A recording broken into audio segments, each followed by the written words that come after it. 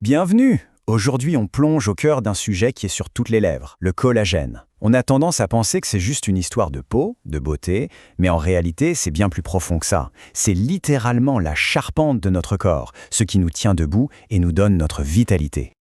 D'ailleurs, petite question pour commencer. Qu'est-ce qui, au fond, maintient tout notre corps? Quelle est cette espèce de colle invisible qui donne à la fois sa structure et sa souplesse à l'ensemble? Eh bien, cette fameuse colle, c'est le collagène. C'est la protéine la plus abondante dans le corps humain.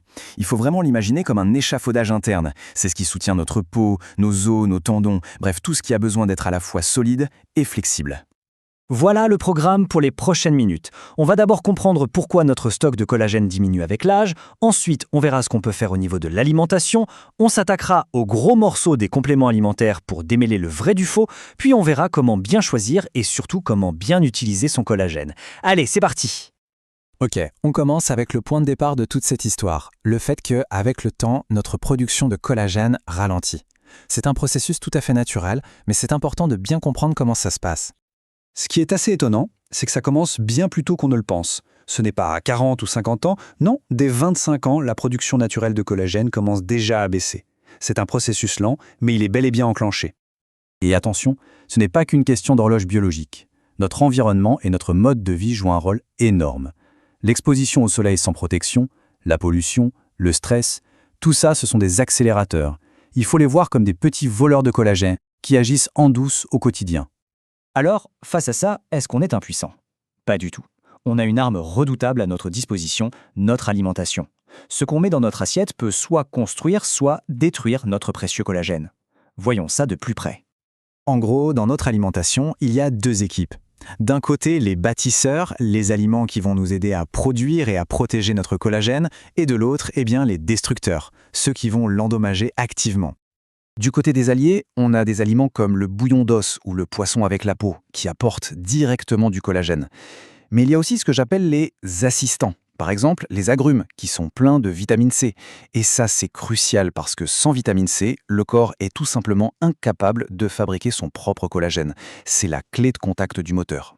Et maintenant, passons à l'ennemi public numéro 1 du collagène, le sucre. Quand on consomme trop de sucre, ça déclenche un phénomène qu'on appelle la glycation.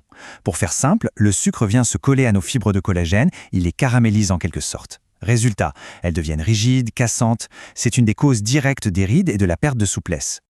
Bon, on a parlé de l'alimentation, mais il y a aussi tout l'univers des suppléments. Et là, attention, c'est un peu la jungle. Tous les collagènes en peau ne se valent pas, loin de là. Il est temps de décoder un peu les étiquettes pour comprendre ce qui fait vraiment une différence. Alors ça, c'est peut-être l'info la plus importante de toute cette analyse. Le collagène, dans sa forme native, c'est une molécule énorme, gigantesque. Le corps a beaucoup de mal à l'absorber et à l'utiliser. C'est là qu'intervient le collagène hydrolysé. En fait, on a découpé la grosse molécule en tout petits morceaux qu'on appelle des peptides. Et ces peptides, eux, sont si petits qu'ils sont super bien absorbés par l'organisme. C'est ça, la fameuse biodisponibilité. Et c'est là que ça devient vraiment génial. Ces petits peptides, ils ne font pas que remplacer le collagène manquant. En fait, ils agissent comme des messagers. Ils arrivent jusqu'à nos cellules et leur envoient un signal du genre « Eh les filles, il est temps de relancer la production ». Donc, on ne fait pas que combler un manque, on réactive la propre usine de production du corps. On relance la machine. Ok, maintenant qu'on a compris la science derrière tout ça, comment on fait le bon choix en magasin ou sur Internet? C'est simple, il y a une petite checklist de qualité à avoir en tête. Il y a 3 points super simples à vérifier. Premièrement, la forme. On cherche toujours les mots collagène hydrolysé ou peptides de collagène. Deuxièmement, on vérifie la présence de notre fameuse vitamine C, l'assistante indispensable. Et enfin, on s'assure de la pureté, surtout si c'est du collagène marin, en vérifiant qu'il y a des tests qui garantissent l'absence de métaux lourds. Bon, ça y est, on a trouvé le bon produit. Maintenant, la question c'est comment on l'utilise pour avoir de vrais résultats. Cette dernière partie, c'est le mode d'emploi. Premier point, la dose. Qu'est-ce que la science nous dit? Eh bien, les études cliniques s'accordent sur une dose efficace qui se situe entre 5 et 10 grammes par jour pour le collagène hydrolysé. C'est dans cette fourchette qu'on observe des résultats significatifs. Un point très important à comprendre, le collagène, ce n'est pas un cachet d'aspirine. Ça ne fonctionne pas en 1 heure. Ça agit au niveau cellulaire et ça prend du temps. Il faut compter au minimum 8 semaines, donc 2 bons mois, avant de commencer à voir des améliorations réelles sur la peau par exemple. La patience est vraiment la clé. Et la question qui revient tout le temps, quel est le meilleur moment pour le prendre? Le matin, le soir, après le sport?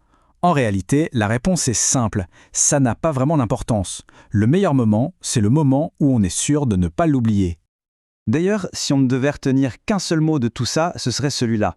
Régularité. C'est le facteur numéro 1 du succès. C'est en l'intégrant vraiment dans sa routine de tous les jours qu'on obtient des résultats qui durent. Et pour finir, je vous laisse avec cette question. Si on pouvait vraiment reconstruire la charpente de son corps de l'intérieur, par où est-ce qu'on commencerait ? On se rend compte que le collagène, ce n'est pas juste une question de beauté en surface. C'est la fondation même de notre structure et de notre bien-être global. Merci d'avoir suivi cette analyse.